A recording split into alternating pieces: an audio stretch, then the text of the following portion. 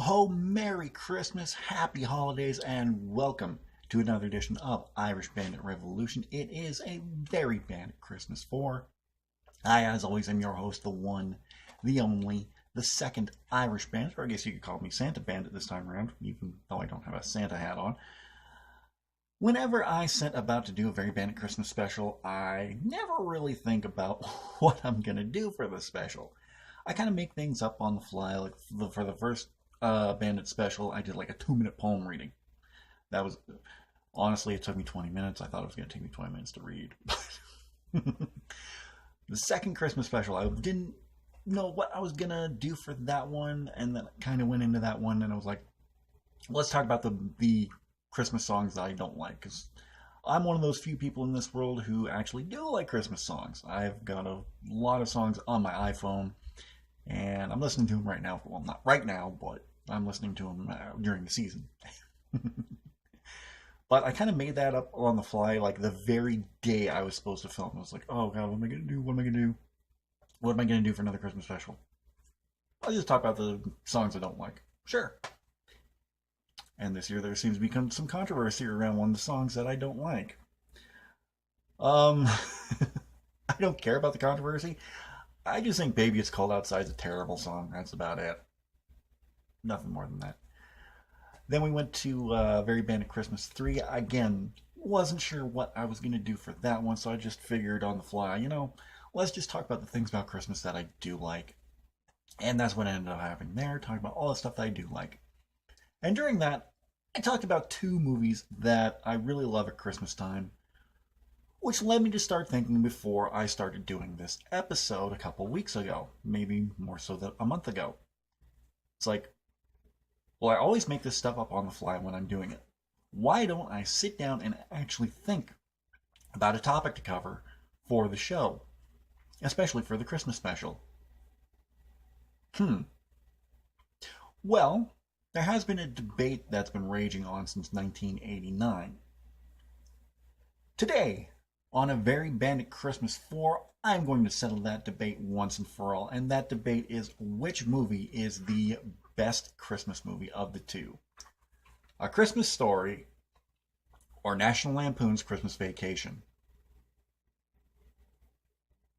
Okay, when I bought this, I was originally going to buy Christmas Vacation, but it was $14.99, and the guy at the sales desk handed me this one because it was $14.99 as well, but I get 4 movies in it, so better deal. So let's just get right down to it, and let's talk about the history of both these movies. A Christmas Story came out in 1983, and it was based on the humorous writings of author Gene Shepard. The beloved holiday movie follows the wintry exploits of youngster Ralphie Parker, played by Peter Billingsley. The young Ralphie's played by Peter Billingsley, and it's narrated by Gene Shepard, who is doing the voice of older Ralphie, of course, who spends most of his time dodging a bully, played by Zach Ward. He's been in a lot of movies and a lot of TV series as well. He played Titus's younger stepbrother, I think it was, in Titus with Christopher Titus. He was in Freddy vs. Jason in a small role. He was in Transformers. Just wonderful actor, wonderful actor. And he's also dreaming of his ideal Christmas gift. You know what it is. If you've seen A Christmas Story, you know what his Christmas gift is. A Red Ryder air rifle. Well, it doesn't totally say what it just says. Red Ryder air rifle. I can't go through the whole thing like Ralphie does. Frequently at odds with his cranky dad, played by Darren McGavin, and comforted by his doting mother, Melinda Dillon, played by Melinda Dillon, Ralphie struggles to make it to Christmas Day with his glasses and hopes intact. That's very, very true. But this is a wonderful, wonderful movie. Like, honestly and truthfully, it is one of my favorites. I'm just getting. Oh, here's a fact for you. Had a $3.3 million budget, made $20.6 million at the box office. I would call that a hit. It was directed by Bob Clark, who also directed another seminal Christmas classic, Black Christmas. He directed the horror movie Black Christmas, so he goes from Black Christmas to A Christmas Story. Right on. It was produced by Bob Clark along with Rene DuPont. Written by Gene Shepard, of course, because he wrote the book. Based on the book In God We Trust, All Others Pay Cash. Written by Lee Brown, Bob Clark as well. Like I said, starring Melinda Dillon, Darren McGavin, Peter Billingsley. Music by Carl Zeter and Paul Zaza. It was production company was MGM, Metro Goldwyn Mayer. Has a runtime of 93 minutes. And the Parker's house is located in Cleveland, Ohio. And I guess they were doing some tours at the old house, but now I guess they've stopped since then, unfortunately. But yeah, there's a whole bunch of great things that happen in this movie. I think one of my favorite parts of the movie has got to be on Christmas Day. Mom has everything all laid out nice. Or no, I gotta watch it again. It's been years since I watched it. Yeah, almost Christmas time. It's been years since I watched it. Literally. I haven't watched it for the past 2 years. I really need to change that. But Mom's checking on the turkey, and, Dad's the turkey thief trying to get a bit of turkey. And they both leave the turkey out. And the next door neighbor's dogs come running through the house, stealing the turkey. You see Dad running out the door. "What is this? Sons of bitches!" Darren McGavin is just wonderful in A Christmas Story. The whole story itself is sweet and endearing and has a timeless feel to it that I really, really enjoy. And it's just the perfect movie to sit down and watch on a snowy Christmas day, eve, whenever, anytime before Christmas. My absolute favorite shot of the whole movie actually isn't anything that happens within the first 90 minutes of the movie. Because, yeah, you have everything that happens. Flit getting his tongue stuck to the pole, Ralphie in his nightmare bunny pajamas. My favorite part of the entire movie is when the old man and Mom are just sitting down watching the snowfall Christmas night with nothing on but the lights. It's such a beautiful image, and one that I really love watching all the time. Well, not all the time, but during Christmas time. But it's a scene that I just really love, and it's something I do myself. I sit down, all the lights are off, nothing but the Christmas tree on. Sometimes I'll have music going, sometimes I'll have, like, on Netflix, they have the faux fireplace. Sometimes I'll have that going. Sometimes I'll just have the lights off, or like these lights off, my Christmas lights on, and I'm watching a movie. Like A Christmas Story. But I absolutely love A Christmas Story. I have since I watched it. Its cultural impact is an amazing one. What other movie can you think of, other than Beastmaster, mind you, that gets played 24 hours, just 24 hours constantly on Christmas Eve? A TV station in the States does that, or did that. I don't know if they still do that, because I know they went to showing Beastmaster for 24 hours. Where that comes from, I don't know, but hey, I approve of it. My dad loved Beastmaster, so. But there's also been a sequel to come out that was not very good. And then in 2016, you had A Christmas Story Live featuring Matthew Broderick.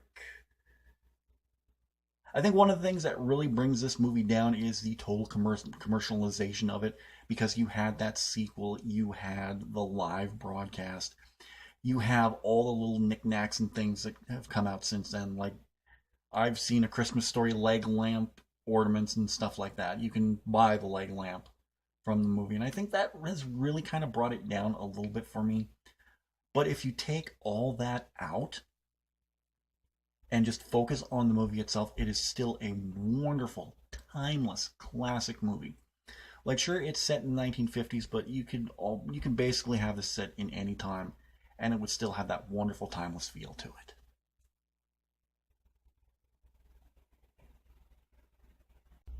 Now, on the other side of things, National Lampoon's Christmas Vacation was released 6 years later in 1989 and stars Chevy Chase as Clark Griswold. National Lampoon's Christmas Vacation is the third movie in the National Lampoon's Vacation series.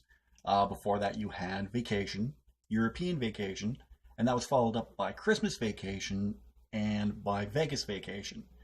Now, Christmas Vacation stands alone. I think it stands alone as its own movie, basically on the principle because The Griswolds in the other three movies are going to different places. Like in Vacation, they're traveling across the US to get to Wally World. In European Vacation, they go to Europe. But personally, if we're taking out Christmas Vacation from the equation, European Vacation is my favorite of the vacation movies. But since we're leaving Christmas Vacation in, there you go. And in Christmas Vacation, they stay home in Chicago. So, and again, I love this movie. It's so funny. It is just one of the funniest movies.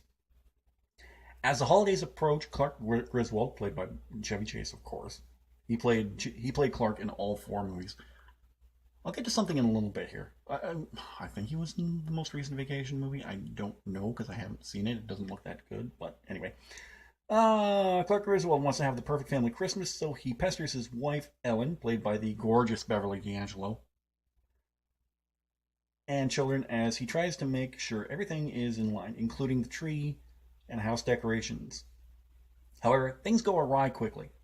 His hick cousin Eddie, played wonderfully by Randy Quaid, and his family show up unplanned and start living in their camper on the Griswold property. Even worse, Clark's employer reneges on the holiday bonus he needs. That's just a quick and dirty version of it, but basically it sums up the entire movie because Clark wants to have the perfect Christmas at home, gets all the family together, gets his mom and dad, gets Ellen's mom and dad, and then Eddie and his family just kind of crash the party. Randy Quaid is quite honestly the one of the best parts of this movie. Just the blue leisure suit he wears. Oh my god, that's a tongue twister. But everything from the suit he wears, like in the final scene, one of the final scenes of the movie, which has one of my favorite all-time freakouts in it. It's just wonderful. There's a lot of slapstick to this movie that I'm going to touch on that in a little bit because we'll get to that in a second. There's a lot of slapstick in the movie, but what would you expect from National Lampoon, honestly and truthfully? And anything else with the Vacation brand on it, because that is a brand unto itself. Like, sure, they've had a lot of different movies out, like Animal House, Van Wilder, movies like that, but I think the Vacation movies stand on their own as something different, something unique, and something fun. Because I remember the first Vacation movie being so fun. Again, like I said, if we're taking Vegas, or not Vegas Vacation, if we're taking Christmas Vacation out of the equation, that's a lot of alliteration. Then European Vacation is by far my favorite movie of the series. But I don't know, there's just something also wonderful about the movie as well. It kind of encapsulates the spirit of Christmas. And that's just a wonderful thought because I've said this before, but Christmas Vacation is a movie where I'm laughing hysterically 1 minute in the part where Clark is trapped in the attic and he's getting whacked in the face with a piece of wood and falling through the insulation, and then he finds the old home movies of him as a kid and he's watching them set to Ray Charles' The Spirit of Christmas, and it has me crying like now. It is such a wonderful, heartwarming moment in the movie. And that's all taken away when he falls down, when he falls out of the attic when Ellen pulls down on the ladder. But Christmas Vacation is such a wonderful movie as well. And have you ever noticed, if you've watched all four Vacation movies, Rusty and Audrey always change. Yeah. In Vacation, Rusty was played by Anthony Michael Hall. I can't remember who plays him in European Vacation. Johnny Galecki from Roseanne, The Connors, and Big Bang Theory plays Russ in Christmas Vacation, and I think it's Ethan Embry who plays him. Oops, I dropped a pack of gum. I think it's Ethan Embry who plays him in, Ethan Embry plays him in Vegas Vacation, and then I can't remember who plays Audrey in the first one. Really famous voice actress who passed away a while back. Played her in the second one in European Vacation. Um, Juliette Lewis plays Audrey in Christmas Vacation, and Marisol Nichols, who now plays Hermione Lodge on Riverdale, played her in Vegas Vacation. So a lot of great actors have come from that series of movies. Anthony Michael Hall, Johnny Galecki, Juliette Lewis, Marisol Nichols. Marisol Nichols and Anthony Michael Hall actually were both, well, not at the same time, but no, I was gonna say they were both in Riverdale, but Anthony Michael Hall just had a guest starring role as Principal Featherhead in an episode recently, so that doesn't. Hi. So now it's time to decide which one do I like better. Do I like A Christmas Story better, or do I like Christmas Vacation better? I'm still trying to call it Vegas Vacation. I don't know why. I didn't even like Vegas Vacation. Well, I didn't hate it, but I didn't like it either. Anyway, which one do I like more, Christmas Story or Christmas Vacation? Honestly, I cannot decide. And I won't decide because I love both movies equally. I do not prefer one or the other. They are both fantastic movies that I absolutely love and that I cannot rank one over the other. They're both timeless, wonderful, funny, moving movies that I just adore and love watching every time. And I think if there, I know there are people out there who are like, well, you're either one or the other. You like one or the other. No, you're not one or the other. You can like both. I love both movies, honestly and truthfully. I don't subscribe to that line of thought of, well, you have to, if you like Christmas Story, you have to hate Christmas Vacation. No, because I love Christmas Vacation. Like, I've been watching A Christmas Story a longer time than Christmas Vacation because I've been watching A Christmas Story since I was a kid. I've only started watching Christmas Vacation since 2015, maybe 2014. I hadn't seen it until that point. But what I saw of it, I absolutely loved it. It was a funny movie. Chevy Chase is a funny guy. He's had some really funny movies. Like, look at the Fletch movies. Look at Caddyshack. I think he was in Caddyshack. I'm pretty sure he was in Caddyshack. Yeah. Yeah, no, he was in Caddyshack. Oh, I'm thinking of Bill Murray. I have no idea, but so I got that going for me. Anyhow, but yeah, I don't subscribe to the thought of, well, you have to love one or the other. You can't have both. Yeah, I can't have both because it's my opinion. And I'll celebrate Christmas. I won't celebrate Christmas. So, so no. If someone tells you you have to love one or the other, don't believe them. You don't have to. You can love both, or you don't have to like either. Honestly, if that's your call too, that's fine too. I'm not gonna judge you for it. And if you've never seen either movie, you need to get on that right away. Like, hurry up here. Christmas is almost done. You need to watch these movies like right now. Okay, so I put a poll out on Facebook and Twitter asking everyone what their opinion was. Which movie did they prefer, Christmas Vacation or Christmas Story? So here is what Facebook said.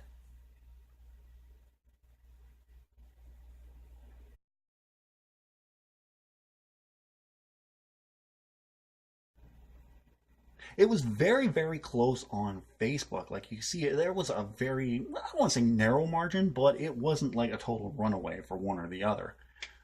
Now let's see what everybody had to say on Twitter.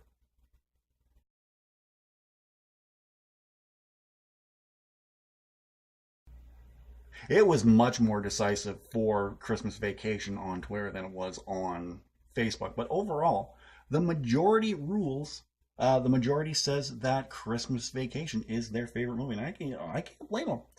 I like Christmas Vacation too. Of course, I love both movies equally, but so I also had a few people leave their opinions on what they think of both movies.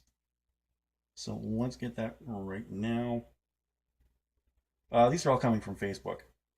Colleen Ritz said, I can't stand A Christmas Story, so had to vote for Christmas Vacation. Although she also did say, All-time favorite Christmas movie is White Christmas, with Miracle on 34th Street close second. Um, I've never seen White Christmas, and I'm not a big fan of Miracle on 34th Street, honestly. And I will say this right now, this is probably going to get me a lot of hate, but oh well. It's a Wonderful Life is the most overrated movie ever. I cannot stand that movie at all. So I asked Colleen, what can't you stand about Christmas Story? This is for posterity, so please elaborate. I was kind of pulling Count Rogan there. She said, I don't know. I don't know. The movie is just really annoying to me. I've never liked it. Okay, well that's fair to say. I'll say that's fair to say. Brett Vanderbrook, if you've ever seen an episode of Captain S, he played Captain S a long time ago. He's enjoying his retirement from internet fame. Christmas Vacation doesn't hold up for me as an adult. I still think it's funny, but a lot of the humor I loved as a kid is just too slapstick for me now. Christmas Story, on the other hand, is still as wonderfully campy and quirky as it ever was. Okay, I have to agree with him on that one. Christmas Story is very campy, very quirky, but still wonderful too. And then Rip Ann Green, who designed my logo, thank you very much for that, Rip Ann, said that in my house it's not Christmas without a Christmas Story. I'm also not a fan of Christmas Vacation. Well, that's fair to say. Not a lot of people are. And, I'm not going to say anybody's wrong for not liking these movies, but you should at least watch them once before you make your decision on them. But yeah, I love both movies, and I watch both with glee every Christmas. Well, just about every Christmas, because I haven't watched A Christmas Story in a little while. But I'm going to change that. Well, that about wraps it up for this festive episode of Irish Bandit Revolution. I hope you guys enjoyed it. If you did, don't forget to hit that like button. I'd really appreciate that. Which one of the two movies we talked about today is your favorite? Leave me a comment down below and I'll be sure to read it. Don't forget to share this video anywhere you can on all the major social media outlets. Over my shoulder right here, you're going to see a link to last week's episode where I'm giving my review of the brand new Netflix animated series Disenchantment. In the description down below, you're going to see a link to my Redbubble store where you can pick up all your Irish Bandit merchandise for great last-minute gifts. We have stickers, t-shirts, tank tops, ladies' racerbacks, leggings. We have cases for iPhone and Samsung. We have iPad cases. We have coffee mugs, travel mugs, whatever your heart desires. You can get it at the Irish Bandit shop. Don't forget, if you're new here, to subscribe, and if you're already subscribed, tap that bell and you'll be notified whenever a new video gets uploaded or whenever I go live. Now, quick programming note, because next week Irish Bandit Revolution will not be at its regular date and time because next Tuesday is Christmas Day. So, I'm going to push next week's 2018 year review video to Thursday of next week, and then week after that, I think the Tuesday is January 1st, so there's going to be no Irish Bandit Revolution on that day. That's going to be pushed to January 2nd for my 5 all-time favorite Star Trek The Next Generation episodes. Okay, well, this is normally the time where I talk about what's happening next week, but I've already done that, so I'm just going to end the episode now. Have a very Merry Christmas, everyone, and I will see you again on next Thursday for another edition of Irish Bandit Revolution. I'm the Bandit. I'm out of here. Take care. Merry Christmas. Happy holidays. Joyous Noel. And I'll talk to you guys again very, very soon.